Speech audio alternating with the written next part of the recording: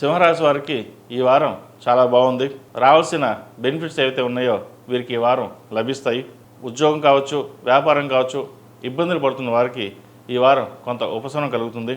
అష్టంలో శని వీరికి బలంగా ఉన్నారు.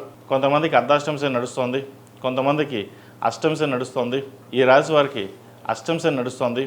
అయితే అష్టమ శని అందరినీ ఇబ్బంది పెట్టదు. కొంతమందికి చాలా చక్కగా ఉంటుంది. వ్యాపారపరంగా కావచ్చు, ఉద్యోగపరంగా కావచ్చు అనుకూలంగా ఉంటుంది. రాష్ట్రాధిపతి అయిన రవి దశమంలో బలంగా ఉన్నారు కాబట్టి ఏ పని ప్రారంభించినా ఎదురులేని విధంగా ఉంటుంది. అలాగే స్థలం కానీ, ఫ్లాట్ కానీ, ప్లాట్ కానీ కొనుగోలు చేసే అవకాశం గోచరిస్తుంది. గృహ నిర్మాణ పనులు చక్కగా పూర్తి చేయగలుగుతారు, శుభకార్యాలు చేయగలుగుతారు. అలాగే పిల్లలకు సంబంధించిన విద్యా విషయ వ్యవహారాల్లో మీరే ప్రతి ఒక్కటి ఆచితూచి వ్యవహరించడం, దగ్గరుండి చూసుకోవడం జరుగుతుంది. ఎవరు ఎన్ని చెప్పినా సరే మన ధోరణి ఇలాగే ఉండాలి, స్ట్రైట్ ఫార్వర్డే ఉండాలి, మనం ఎవరికి మోసం చేయడం లేదు, మనం మన విధంగానే వెళ్తున్నాం, 10 మందికి ఉపయోగపడాలి అన్న ధోరణి ఏర్పడుతుంది. మీకు నలుగురు లాగే వాళ్ళు ఉంటారు, మీకేమీ తెలియదు, చేత కాదు అనే ఇబ్బంది పెట్టే వాళ్ళు కూడా ఉంటారు. అయితే అవన్నీ మీరు పట్టించుకోకుండా ఒక సంకల్ప సిద్ధితోటి ముందుకు వెళ్తారు. ఏదైనా సరే మీరు తీసుకున్న నిర్ణయాలు సఫలీకృతం అవుతాయి. ప్రతి ఒక్క విషయాన్ని దగ్గరుండి చూసుకోవడం చెప్పదగిన సూచన. ఈ రాశిలో జన్మించిన స్త్రీలకు వృత్తి ఉద్యోగాల్లో మంచి మార్పులు చోటు చేసుకుంటాయి.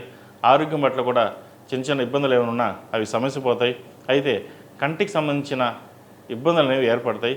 వాటి విషయంలో జాగ్రత్త వహించండి. తదితర విషయ వ్యవహారాలు ఏవైతే ఉన్నాయో ఒక కొలిక్కి వస్తాయి.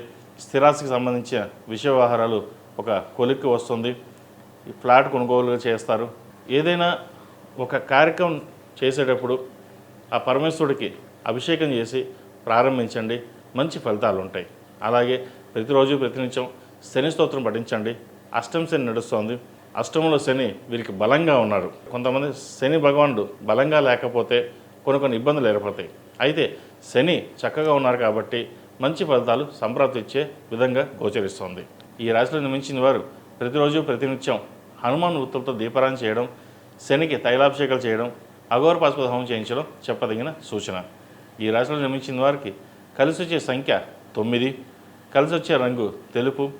ఏదైనా పని మీద బయటకు వెళ్ళేప్పుడు ఆదివారం కానీ శుక్రవారం అడిగిన వెళ్ళండి, మంచి ఫలితాలు సంప్రాప్తిస్తాయి.